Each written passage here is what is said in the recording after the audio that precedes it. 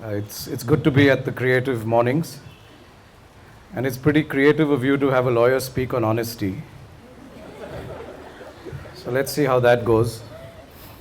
I actually feel quite dishonest being before you because speaking to you about something as virtuous as honesty almost sort of puts me in a spotlight and tries to set me apart as morally superior or something of that sort, which I can assure you I'm not. My sort of early memory of a test of honesty was not so much in court as it was in school, Mrs. Sani's class. And we used to have these desks, those teak desks with a box that you could keep your geometry box and your textbooks and stick bubble gum and stuff. And then we got this surprise test one afternoon. Halfway through that test, as was usual, I didn't know some of the answers. So what did I do? I opened the desk, opened my geography book, and had a go at it. Unfortunately for me, one of my comrades sitting next to me stepped up and told Mrs. Sani, Sondhi is cheating. She caught me red-handed, pulled me up to the front of the class, gave me a 0 in the paper. And of course, I sort of wept and sobbed in my defense. But heart of hearts, I knew I was caught out, and it felt extremely awful. And I contrast that to another episode a little later in school in 10B, Mr. Vincent's class. He was going on in chemistry about something about the reverse motion of molecules or something of that sort. And I had my Roald Dahl textbook just below me, and I was quite engrossed in it, and he caught me red-handed again. He promptly said, "Get out of the class, Pa, and stay out forever." So I stood by the door. In the next 5 minutes or so, the chemistry period, as we called it, was over. We didn't have chemistry for the next 2 weeks or so. And then when finally chemistry period arrived, I remember that Mr. Vincent had asked me to stay out till further orders. So I promptly went and stood at the door as the period began. So when he began to take roll, he looked at me curiously saying, "What, Pa, why are you standing outside?" I think he had forgotten. So I reminded him, I said, "Sir, you had asked me to stay out till further orders."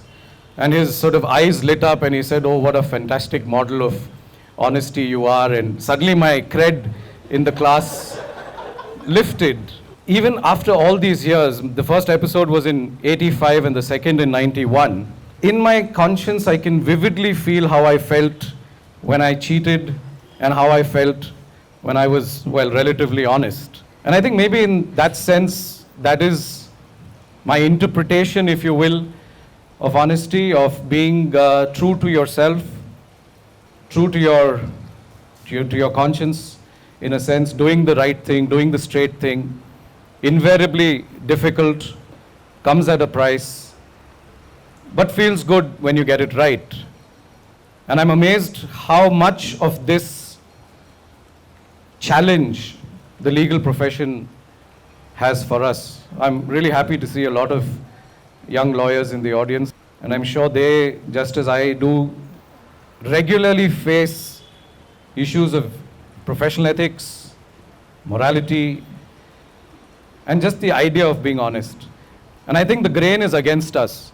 Lincoln had said that lawyers are assumed to be dishonest. And I think that unfortunately is an assumption that continues even now, and maybe in some sense we've earned it. But before that, I want to talk to you for a couple of minutes about my decision to get into litigation itself, because I think that was clearly a watershed for me. I didn't want to be a lawyer, in all honesty. I got into the law school, I hated it, sort of scrapped my way through 3 or 4 years. Probably towards the end of the 4th year, I said, now the writing's on the wall. If you've been in any place, so I think 4 years at the law school in that sense became quite bearable.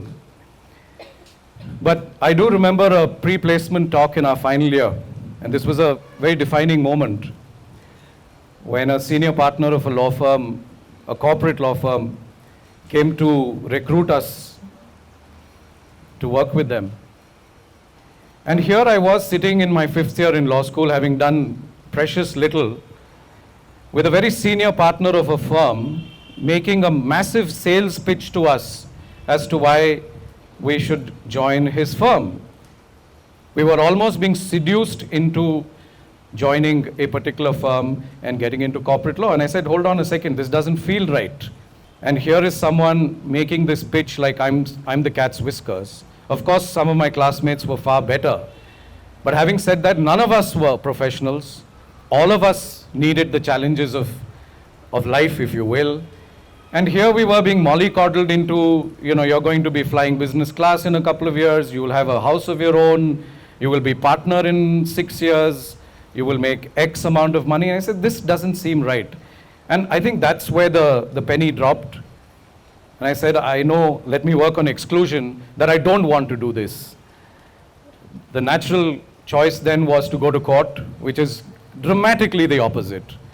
My first recruitment with my senior, Mr. Holla, after an internship was, I had slogged my guts out. I had delusions that he would ask me to join him. He did no such thing. So finally I went to him and I said, sir, I'd like to join your office, because it was my final year and I had no clue where I was going. I had no backup plan. But there was a certain beauty to it. I felt terribly inadequate. I was terribly inadequate as a lawyer. But the good part there was, the only way was up. The only way was to learn, to earn some sort of goodwill in court, to earn some expertise, get some confidence, which is the ball game in the profession. There's nowhere to hide. In court, you're like a surgeon. It's a zero error practice. When you do well, it helps people. When you make mistakes, it costs people. You work under pressure. You work under public glare. This is something I've said about our legal profession, unlike others. You're perpetually performing in public glare. You're almost, in that sense, an artist being judged. Even a top surgeon under severe strain is at least performing in private. And here you are in an open court with critics, with the media, with judges, with tough opponents, and of course your own fellow members of the bar who are the toughest to impress, in my opinion. They're the most objective judge of who you are. But another reality check in court was, nobody sort of reckons you when you're somebody else's junior. I don't care whose junior you are. Your reputation is always then second hand. But none of that takes you beyond a certain point. Because in the profession, you've got to be known for yourself. There's no piggybacking, there's nowhere to hide. And therefore, after about 5 years with my senior, I said, time's up, it's time to do the real thing. And to be honest, I had delusions then. I thought the profession was easy. Working for somebody else takes the strain off you in a sense, because you're not in direct interface with the client. The clients are not yours. You don't really strategize yourself. You don't worry about billing, which is a huge issue in the profession, like in most professions, I'm sure. You don't worry about the ethical issues that arise, because you have a ready-made brief. Your office has a brief, you get the brief, and you're told to go and argue. So for those of you who've done theater, it's like reading a script and going out and doing your thing, which can actually be quite enjoyable. And I had those delusions when I started. I said, wow, this is not bad. 5 years at the bar, I'm arguing cases in the High Court, life is good. I'm going to walk out, there's going to be this beeline of clients waiting at my chamber. Except that's when I think the most honest introspection had to be done, because I realized that all of that was coming my way was really because I was in somebody else's office. And the moment I was on my own, you were back to ground zero. And those many, many years then of twiddling your thumbs, waiting for work to come your way, waiting for good work to come your way, is extremely frustrating. And in that sense, you lose time, you get kicked back. But I've also realized that there's no other way. And perhaps my biggest realization in that phase was it's important to know who you are as a person. When I speak of honesty, I speak of being honest to yourself. And an integral part of knowing who you are is knowing who you're not. And for me, that reality check really happened over those first 4 or 5 years as an independent practitioner. But it's in those years that your greatest ethical challenges arise. Before I go into those, your structural challenges arise. What type of lawyer do you want to be? And the demands of being a corporate in-house lawyer are very different from the demands of being a practicing court lawyer. And I'm glad that I was able to do that sort of separation earlier on, decided not to do corporate work at the cost of losing clients and money, but at least I had a certain serenity in my mind that I was focusing on court. There's a lot of hard truths between the lines. There are times when you finish a matter in court and you come back to your chamber and you're so emotionally charged or emotionally drained that you can't do anything.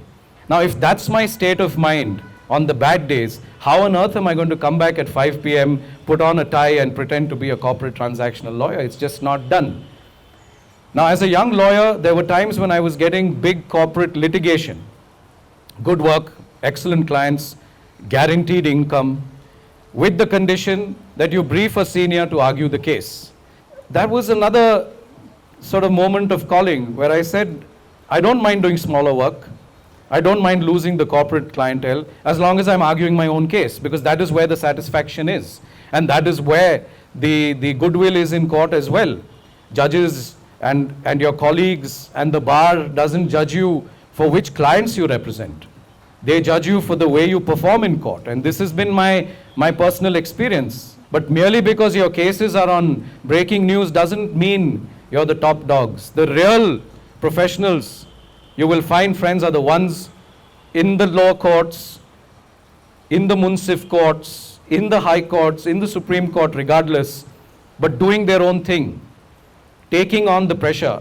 And this was the real learning for me. This is why I realized that life was easy in my senior's chamber and it was not now. And the key difference was that you were now carrying the pressure of a real client, of a real case.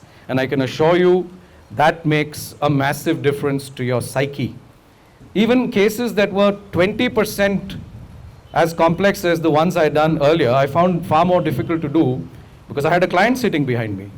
Somebody's house was going to be demolished. Somebody was going to be arrested. Somebody was going to be demoted in service. Somebody was going to be injuncted. And that plays with you. And I think that's really where, as a person and as a professional, you sit down and do this honest introspection and you say to yourself, what is it that I can do? What are my strengths? Where am I unable to cope with it? And how do I tackle this ethically? Another clear learning for me, which I think fits in with the theme of honesty, is that honesty actually pays in court. It pays in many ways. It pays you personally. I can vouch for it with no doubt at all, that when you're straight with the court, you play your facts straight. Every case has a lacuna in it. You deal with the lacuna. You don't mislead the court on it. You play to your strengths, but you don't suppress what's against you. Judges are discerning human beings. They begin to see that this is an honest professional. That is face value. There is no greater joy in court, I can tell you, friends, than the times when you appear in court and a bench just listens to your submissions, does not even open the file, and grants you relief. I can see that some young lawyers may be aggrieved by it. But if you've earned it the right way, and a judge thinks that you're a straight shooter, not, can I say bullshitting? then you've done well. So that is one, I think, direct virtue of being, well, an honest lawyer. Honest lawyer sounds a bit like an oxymoron, but I think it's doable. And on the professional side as well, for clients who want to hoodwink and play the system, you'll go that far and not beyond it, let me assure you. There is a virtue as a litigant also in being honest. I'm not saying being naive. Nobody goes to court to lose, which is where professional advice comes in. But to be honest about your relative strengths, what you can get, what you can't, what you need to disclose. And it helps. I remember a contempt of court case that I was doing for a retired army officer. And as you know, contempt of court is serious stuff. When courts find you being sort of disparaging about the court, making untoward comments about judges, the law really does crack down. And this gentleman had made completely unnecessary and scandalous comments about a particular judge in the High Court. When he brought me the case, it was a sort of face palm moment. I said, why? What did you need to do this? But he was still my client and I had to represent him. And after grilling him for a long time, I said, show me even 1% of basis for what you've said. If there's something in it, I will stand up for you. If you found that a particular court has been unfair to you, you feel has been compromised, you feel there has been some corruption, these things can happen. I will stand up for you, I won't chicken out. But he had nothing. And I said, sir, what were you thinking? He said, there's a backstory, I've had a problem, there's a family. I don't want to go into those aspects. But I think the writing was on the wall that what he did was completely baseless. But then the contempt was still hanging on his head. So what do you do then? So I said, now that we know where you stand, you go by my strategy or you engage someone else, which is own up to your mistake, say you said it under a certain situation in life, graciously apologize for it. I can't guarantee you, but I think you will come away unscathed. If you have the spine to do it, let's do it. Otherwise, you may have to consider someone else. Good on him, he said, we'll go with it. So we filed a 1-paragraph counter affidavit in that case, saying the accused has made these statements under certain mental strain. They ought not to have been made. And the accused withdraws those statements and unconditionally apologizes to the court. When the matter came in court, I could see that the judges were already seething because they had not seen the affidavit. They said, we have to straighten this guy out. You can read face value. That's the beauty of court. It's a human interaction. It's not just black and white letter of the law. It's energy, it's expressions, it's sort of human chemistry, which is beautiful. So my heart was beating quite hard because he would go in. He would go in for 6 months if this didn't fly. And then they were a little more surprised to see me because they thought Sondhi is a fairly decent bloke. He's here defending a contemner. So there was more aggravation there. They looked at me and said, what do you have to say? I said, please take my affidavit. What affidavit? Okay, let's see, pass on the affidavit. Opened the affidavit, 1 paragraph, read it. I could see they were beginning to cool off, which was a huge relief. And then they looked straight away at the prosecution and said, yes, what do you say? He's apologized. And I must say, you have to give that to the courts. People think courts are trigger happy, egoistic. Yes, maybe in some cases, but there are many, many cases I've seen on the criminal side where a straight shooting style works. And the courts were pacified. They asked the prosecution. Of course, the prosecution made some token submissions about how the accused had, scandalized the court. But ultimately, if the court itself felt assuaged by the stand, the chapter was closed. They looked at me, they said, Mr. Sondhi, you need to have a word with your client and ask him not to repeat this, which I think I had already very clearly told him many times in my chamber. He said, very well, affidavit accepted, contempt dropped. Now in hindsight, it looks linear. It looks as if this is the way the cookie crumbles. I know in my heart of hearts, a slightly different bench, a slightly more aggressive bench may not have accepted it. I know things could have gone south. But in the circumstances, I thought it was the safest approach to take. And dehorse the law, it was basically an accused being honest. And it paid him. And one felt good. He was mighty relieved. And this approach helps. I'm not talking about a concessional approach where you just concede for the sake of it. After all, we have jobs to do for clients. But there is a calibration that takes place. And I found that this was one such instance. Let me also tell you, friends, that witnesses have this role to play. Witnesses in court step into the box and then you swear in the name of God that you will say the true thing. I mean, fortunately not us as lawyers, but the witnesses have to say that. And I found that after the oath is taken, it's sort of anything but the truth. And that is often in the long run, to the peril of the client and the witness. Because firstly, in court, your lies will be caught out. They may not be caught out immediately, but they will be caught out sooner or later. The second thing is, when as a lawyer you're cross-examining a witness, but for the really hard-boiled characters, 95% of the times you can see the chap is lying. And that's where your cross-examination can really nail it. And I've seen people cut a sorry figure. There are witnesses who break down in the witness box because, I mean, there's only that far the lies can take you. And when you're lying and you're lying in an official position, you're lying in an official case, there are consequences. You come away looking bad. I mean, what happened to me with Mrs. Sani has happened to many, many witnesses in court. And you must have recently followed the Kavanaugh case in the US. I thought there was a classic case of how to test honesty in a quasi-legal situation. I mean, that was not strictly a criminal trial. It was more a Senate inquisition by a committee. But the fact is, the cross-examination was exactly like it's done in court, and it was televised. The whole world watched this process. And I think, I don't know about you, but I was convinced, without having seen the file, that she was an honest witness, and I'm not so sure he was. And I think he could have acquitted himself much better. Forget about as a Supreme Court judge, but just as a witness, having been a judge himself on the verge of being in the Supreme Court, he ought to have had a much greater degree of composure, a degree of grace, which Dr. Ford, the complainant, did. And as you can see, she was in a far more emotionally vulnerable state.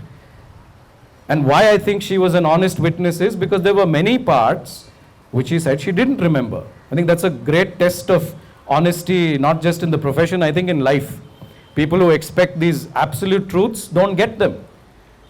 There is a human element of forgetfulness. You're talking about the Me Too movement now. People say, why don't victims remember graphic details? Well, they don't, because when you're under pressure and in many cases fearing for your life, I don't think you're going to be then making mental notes as to exactly what time it was. Was there a table on the left? Were the lights on? Was the music off, etc.? Right? So the credibility of an honest witness is not about being a robot. It's about being real. And that difference I saw in Kavanaugh's case. Just going to cover a couple of other aspects of what I think the dimensions of honesty are in the profession. When I was designated as a senior advocate, I'm sorry to have to keep coming back to my own life. I don't mean this to be a self-congratulatory talk. And when that designation came, it's a full court process. Judges vote on your character and equipment and whether you're fit to be a senior counsel. It came through. It was a great feeling. After the designation, when I called on some judges as a courtesy call, I was surprised, and I was also very elated to hear them say that you may be one of the few who's come to see us after the designation, hinting therefore that lobbying goes on, campaigning goes on, successfully or not, I'm not here to say. But it felt right. It felt right that you could be up for judgment. I think a lot of people miss the detail, which is the sacrifice that seniors have to make to keep their gown honestly. And that sacrifice is I'm not speaking of a personal moral sacrifice, I'm talking about a professional code of conduct sacrifice. It's written in the law that when you're a senior counsel, you will not be a partner in a firm. Luckily for me, that was not a problem. I never had partners. You will not directly meet clients.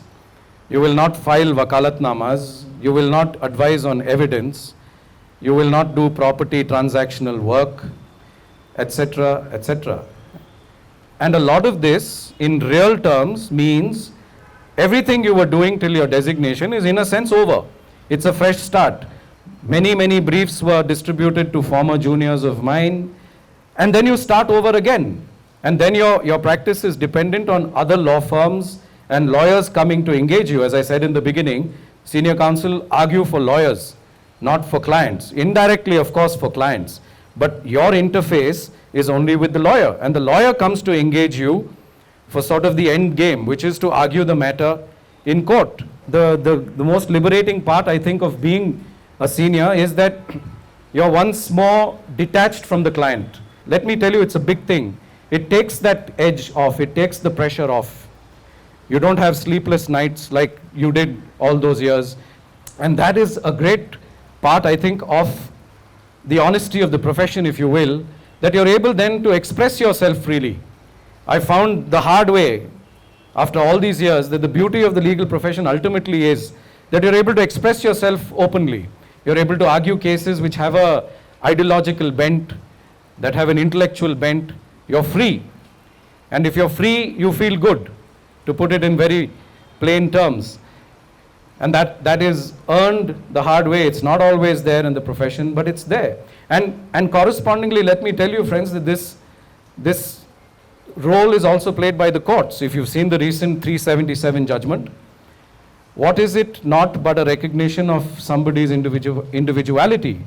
Your honesty to your own sexual preference, I think, is one of your most primitive decisions. It's not even a decision, it's one of your most primitive leanings as an individual.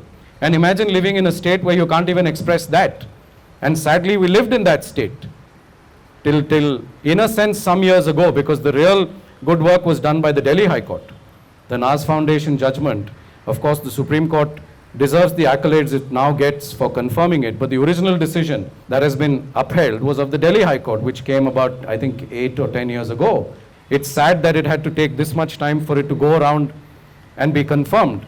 But the bottom line is that here was a case of, forget the legality and the constitutionality, of the Supreme Court recognizing an honest expression of an individual identity. And I'm therefore very glad that this is possible in the system that we live in. My final sharing with you today is the experience that I had as the Additional Advocate General, which was with the government. But I'm here to tell you quite honestly that what you see as the government is actually a mishmash of officers and departments and secretaries and undersecretaries and ministers and cabinets and chief ministers and so on. And I'm now sitting on a coordination committee meeting headed by the Chief Secretary. The Chief Justice has appointed me to it. It's a committee that deals with urban issues of sort of potholes and stormwater drains and so on. And it needed the court to convene this coordination committee meeting because there are ad nauseum departments and committees that come into play even in something as simple as filling a pothole. Now, you would think it's a basic urban obligation of the state. As it turns out, it could be the BESCOM's duty if there is a cable running there, or it could be the BWSSB if there's a BWSSB cable there. It could be the corporations, but it may not be the corporations if it is not in city limits.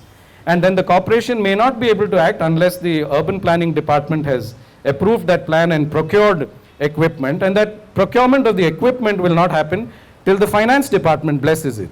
And the finance department does not bless anything.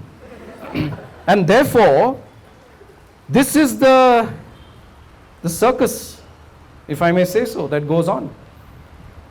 And I was appalled to see this on a daily basis for the 2 years that I was the additional AG, that I don't even mean this to be, a criticism. I can see how good officers and good ministers in the government also suffer because of this red tape. I mean, red tape was a metaphor. Now I see people literally tied up in red tape.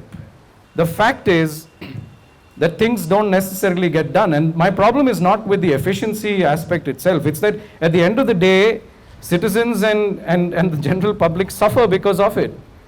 You suffer because even the smallest thing in public interest is held up in protocol. And I quickly learned that the solution to that is to do a little bit of plain speaking. I think if you're talking here about honesty, then your honesty must come through in tough times. You should be able to speak truth to power. That's what Ambedkar said. Ambedkar said sycophancy is built into us as Indians. I don't think he's wrong. And rather than only being a Namaskara sir type of person, I think sometimes we have to stand. Professor Ravi Varma Kumar, who was the former Advocate General, is a shining example of that sort of person who, as the Advocate General, I hope you'll have him come and speak here sometime, did the right thing. He represented the government thoroughly, but when the government had no case or was drifting from constitutional ideals, he had the moral courage to call a spade a spade. He put in his papers after 3 years. But the fact is, he still did the right thing and he will be remembered for it. Honesty is therefore a virtue. He stands tall in the bar. In my estimation, he stands extremely tall because he did the right thing. And that is, I think, a learning I've had with the government. No stint in my career has tested me, I think, ethically or professionally as it has with the government for multiple reasons. But I think the joy is in tough situations. Probably that's where your ethics are challenged. If you're able to stay true to your profession and still try and do the right thing, sometimes tell top people in authority that things need to be done differently. I found that people also regard you. You know, psychophancy takes you that far and no further. Even people in positions of power beyond a point don't just want yes men around them. They actually want good and straight shooters. Of course, not everyone does, which is where you burn your fingers. But there are cases. And all of those come around making you feel good. So friends, I'll conclude by saying that in all of this, at a heavy price to have been paid in many cases, the honesty quotient does help. It helps even in your personal life. There have been friends and relationships that I've had to lose over the years. But when I look back at them, if they were lost to retrieve or to salvage better friendships, why not? My dearest friend is here today. We've stayed friends for, 35 years maybe? But many of us have not. But the fact is, I think as you get on in life, you also realize that there's very little room for grandstanding and for formality. And even your relationships feel liberated when you're honest to them. I'm beginning to sound more and more like a Baba now. So perhaps that should be my cue to stop. Thank you.